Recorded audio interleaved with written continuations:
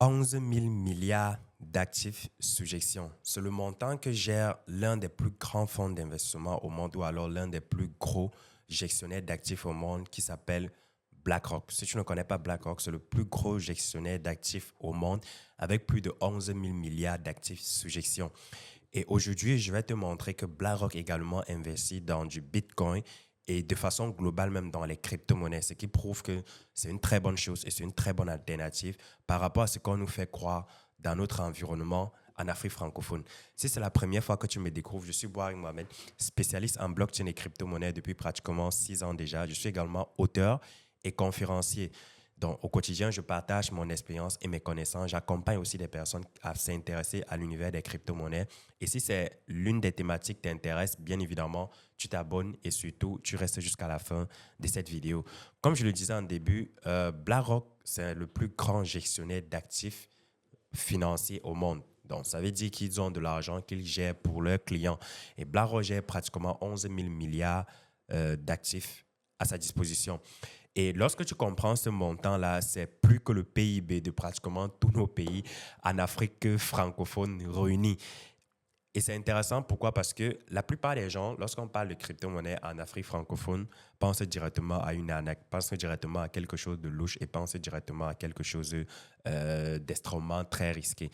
Je voulais juste te dire une chose, c'est si un fonds d'investissement pareil, si un gestionnaire d'actifs pareil comme BlackRock investit à la place de ses clients ou alors s'intéresse aux crypto-monnaies, s'intéresse au Bitcoin particulièrement, c'est qu'il y a forcément quelque chose parce qu'il possède les plus grands analystes financiers au monde qui sont capables de fouiller et de leur fournir des datas sur lesquelles ils peuvent se baser pour pouvoir prendre des positions.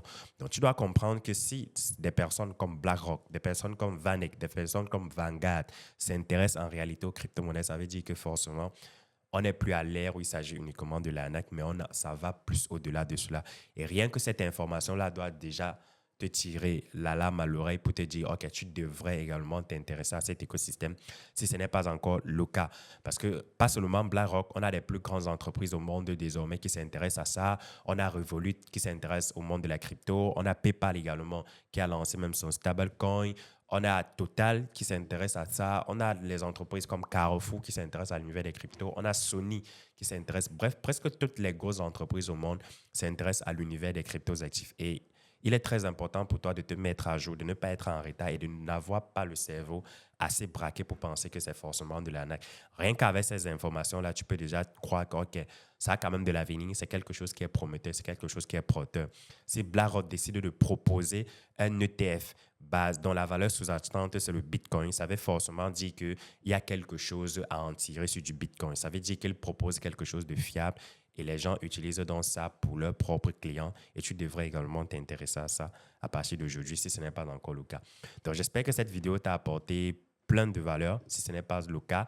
Si c'est le cas, autant pour moi, n'hésite pas à le dire dans les commentaires et je me ferai le plaisir de pouvoir produire davantage de contenu comme celui-ci. Donc, on se retrouve à très bientôt pour une nouvelle chronique. Prends soin de toi. Ciao.